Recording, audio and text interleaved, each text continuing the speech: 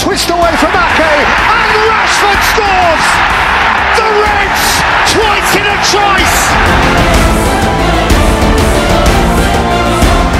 Saka, such poise!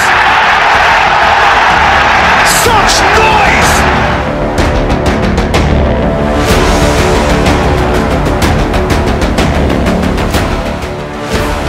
London, 22 Januari 2023. Perjanjian perang antar dua pasukan terbaik di tanah Inggris sudah sepakat akan digelar. Pasukan Arteta akan menggunakan momen di tahun baru Imlek ini untuk segera menyembuhkan goresan luka yang dalam atas kekalahan pertama mereka di Liga Inggris. Sedangkan Red Devils tentu tak akan begitu saja menerima pembalasan itu. Pasukan tempur Ten Hag yang sedang tanpa celah itu kini sedang mencoba mengais mimpi untuk bisa segera duduk di pucuk Liga Inggris. Laga panas dan sengit serta intensitas tinggi menjadi jaminan jutaan penonton di seluruh dunia selama menikmati pertempuran ini selama 90 menit.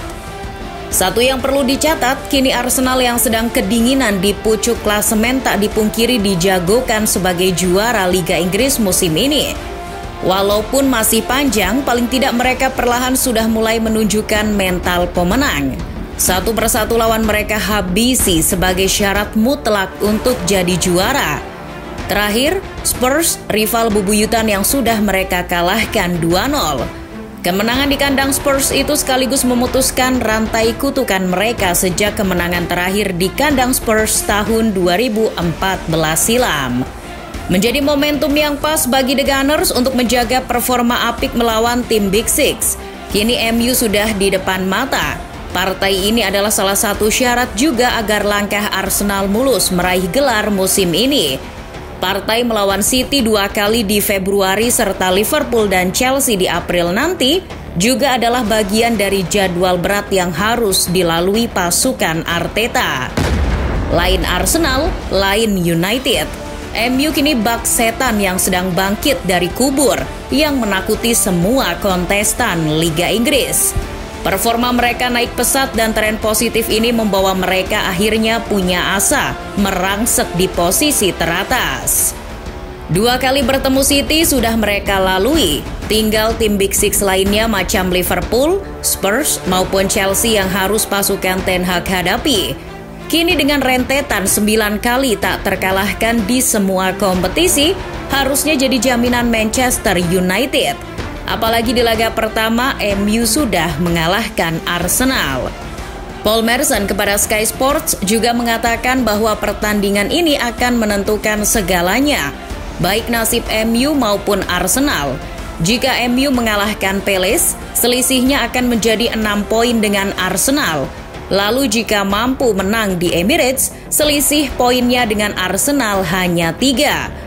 Otomatis dengan itu peluang MU makin nyata dalam misi kudeta puncak klasemen.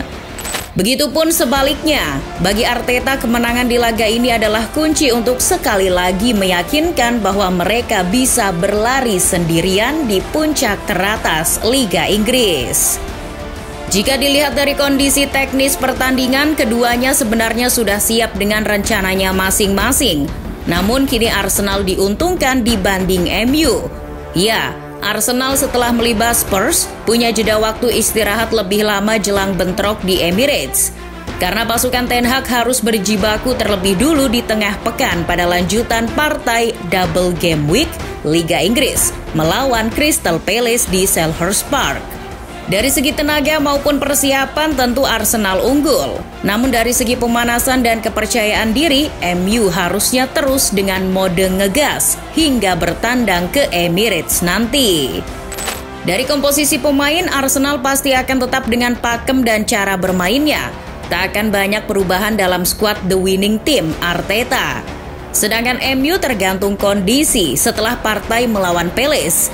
Seberapa besar rotasi yang akan dilakukan Ten Hag, mengingat para pemain kuncinya tentu butuh istirahat jelang melawan Arsenal.